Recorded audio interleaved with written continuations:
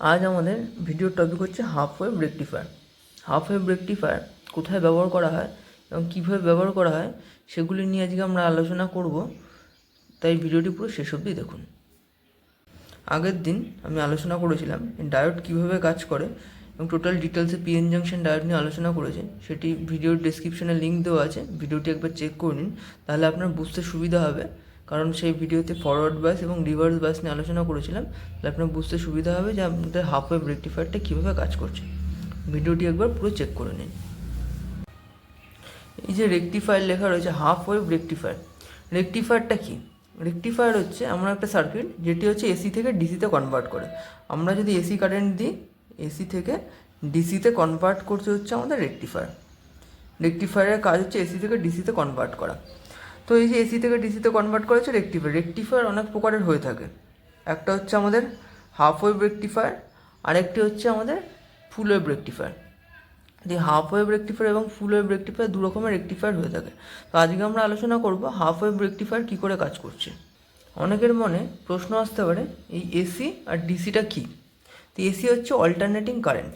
এসির যে আমাদের ওয়েভ ফর্মটা পাই সেটি হচ্ছে অনেকটা এরকম ওয়েভ ফর্ম। তো এইটাকে বলা হচ্ছে অল্টারনেটিং কারেন্ট। এটি হচ্ছে আমাদের অল্টারনেটিং কারেন্ট, এটা হচ্ছে এসি। আর আমাদের ডিসি যেটা আছে, ডিসি হচ্ছে ডাইরেক্ট কারেন্ট। ডিসি হচ্ছে আমাদের ডাইরেক্ট কারেন্ট, এটা হচ্ছে ডিসি সিম্বল।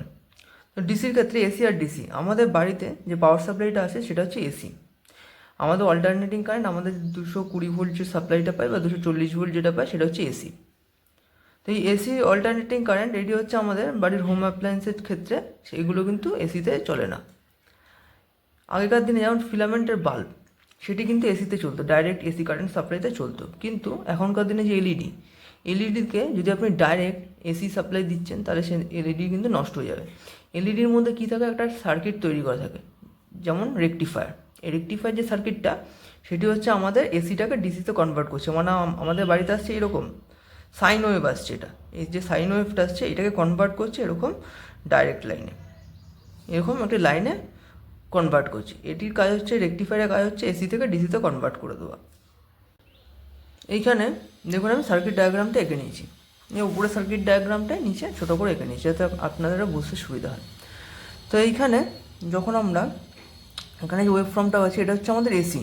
ট্রান্সফরমার কিন্তু সবসময় এসি সাপ্লাই দিতে হবে। এই ট্রান্সফরমারটা একটু আগে দেখালাম, এই যে ট্রান্সফরমারটা এটা হচ্ছে প্রাইমারি, এটা হচ্ছে সেকেন্ডারি। প্রাইমারিতে আমরা কিন্তু সবসময় মানে এসি ভোল্টেজ দেবো। এসি ভোল্টেজ না দিলে কিন্তু প্রাইমারি থেকে সেকেন্ডারি ওয়াইন্ডিংয়ে কখনো ভোল্টেজ ড্রপ করবে না। এসি ভোল্টেজটা যখনই আমরা এখানে দেব তখন যে ওয়েভ ফর্মটা এখানে যাচ্ছে সেটা হচ্ছে এই রকম, এই ওয়েভ ফর্মটা হচ্ছে এরকম যাচ্ছে। এইখানে উপরেটা হচ্ছে পজিটিভ আর নিচেরটা হচ্ছে নেগেটিভ, নেগেটিভ।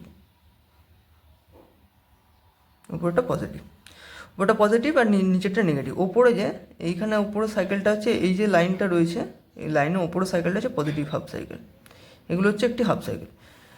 আমাদের বাড়িতে 50 হার্জ যে সাইকেলটা হয় সেটি হচ্ছে এই পজিটিভ হাফ সাইকেল এবং এই নেগেটিভ হাফ সাইকেল, এটা নিয়ে একটি হচ্ছে কমপ্লিট সাইকেল।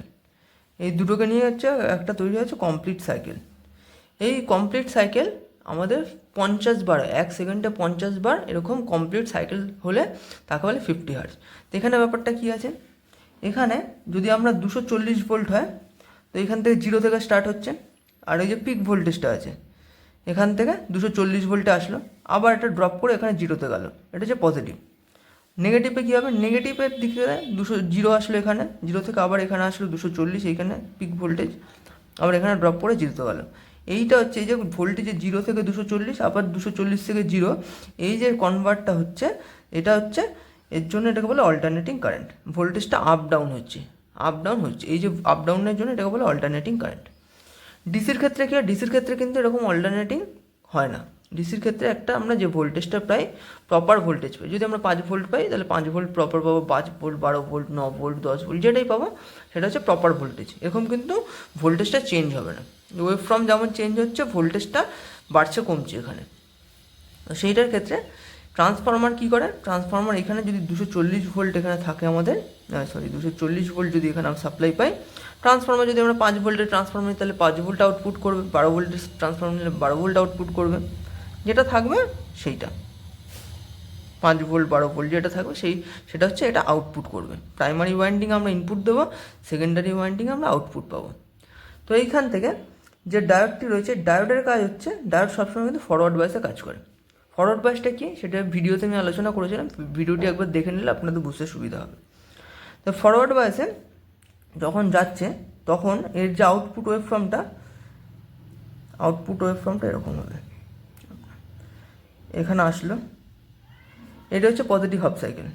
নেগেটিভ হাফ সাইকেলের ক্ষেত্রে নেগেটিভ হাফ সাইকেল কিন্তু আসবে না ডায়োডের ক্ষেত্রে, কারণ হচ্ছে এখানে যখন এটি হচ্ছে পজিটিভ আর এটি হচ্ছে নেগেটিভ, তখন এখান থেকে ইলেকট্রনটা ফ্লো করবে। ইলেকট্রন ফ্লো করছে পজিটিভ, এখান থেকে ইলেকট্রন ফ্লো করছে, এদিক দিয়ে যাবে ইলেকট্রনটা, এখান দিয়ে এসে এদিকে কনভার্ট হয়ে আবার চলে যাচ্ছে, এখানে এসে সার্কিটটা কমপ্লিট করছে। যখন এটি নেগেটিভ হাফ সাইকেল আসবে, এটা হচ্ছে পজিটিভ হাফ সাইকেলের ক্ষেত্রে, যখন এখানে পজিটিভ তখন হচ্ছে এখানে ওপরে পজিটিভ হবে, নিচে নেগেটিভ হবে। এবার যখন এটা উল্টে যাবে, যখন এই ওপরের সাইকেলটা হয়ে গেল কমপ্লিট, এবার নিচের সাইকেলটা, যখন এই সাইকেলটা আসবে তখন এইটা হয়ে যাবে হচ্ছে নেগেটিভ আর নিচেরটা হয়ে যাবে পজিটিভ। এবার যখনই এটা নেগেটিভ হয়ে যাবে, রিভার্স বায়াসে যেহেতু আমাদের পিএন জাংশন ডায়োড কাজ করে না, তার জন্য এখান থেকে যখন ইলেকট্রনটা যাবে তখন কিন্তু এখান থেকে গিয়ে আটকে যাবে, তখন কিন্তু এটা যেতে দেবে না ইলেকট্রনটাকে। ইলেকট্রন যেহেতু যেতে পারছে না, তো সার্কিটও কমপ্লিট হচ্ছে না, তার জন্য এখানে যে নেগেটিভ হাফ সাইকেলটা আছে এখানে কিন্তু ব্ল্যাঙ্ক হয়ে যাচ্ছে। শুধু যখন পজিটিভের ক্ষেত্রে তখন পজিটিভ হাফ সাইকেলটাই আমরা পাবো। হাফ ওয়েভ রেকটিফায়ার হচ্ছে এই শুধু পজিটিভ হাফ সাইকেলটা আমরা পাবো এখানে, নেগেটিভ হাফ সাইকেলটা কিন্তু আমরা এখানে পাবো না। এই হাফ ওয়েভ রেকটিফায়ার যেটি আছে সেটি কিন্তু আমাদের পুরো পিওর ডিসি দিতে পারে না। তো এই হাফ ওয়েভ রেকটিফায়ারটা আমরা বেশিরভাগ ক্ষেত্রে ব্যবহার করে থাকি, যেমন লো কস্ট আমাদের যে সার্কিটগুলি থাকে সেই লো কস্ট সার্কিটের মধ্যে দেখতে পাওয়া যায়। বিভিন্ন ধরনের আমাদের এফএম রেডিও যে ডিটেক্টরগুলো আছে সেগুলো আমরা দেখতে পারি, বা সোল্ডারিং আয়রন যদি আপনি খুলে থাকেন কখনো সোল্ডারিং আয়রনের ক্ষেত্রে যেগুলো লো কস্ট, তো সেই ক্ষেত্রে আমাদের হাফ ওয়েভ রেকটিফায়ার ইউজ করা হয়, কারণ হাফ ওয়েভ রেকটিফায়ারে পিওর ডিসি আসে না, বাট আমাদের যে পালসেশনটা থাকে এখানে যে আপনার পালসেশন যেটা আসছে এটা কিন্তু কম থাকবে এখানে।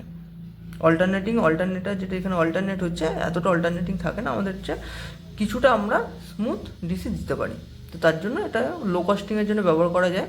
তো এটি হচ্ছে যখন আমরা এখানে পাবো বা একটা ক্যাপাসিটার যদি লাগিয়ে নিই তখন আমরা একটু বেটার এখানে ফিডব্যাক পেতে পারি আউটপুটটা। নর্মাল লো কস্টিংয়ের জন্য আমাদের হাফ ওয়েভ রেকটিফায়ার ব্যবহার করা হয়। আমাদের যে মোবাইল চার্জার বা বিভিন্ন ধরনের এলইডির ক্ষেত্রে, সেক্ষেত্রে কিন্তু ব্রিজ রেকটিফায়ার ব্যবহার করা হয়, কারণ ব্রিজ রেকটিফায়ারের এফিসিয়েন্সি অনেক বেটার আমাদের হাফ ওয়েভ রেকটিফায়ারের থেকে।